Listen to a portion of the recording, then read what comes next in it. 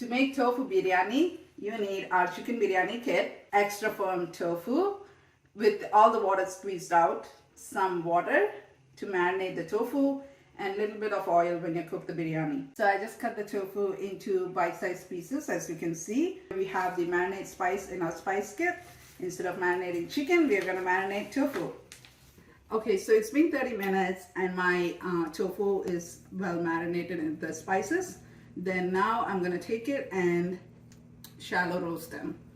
I'm going to use tongs to flip the tofu because tofu can be a little sensitive and then can crumble.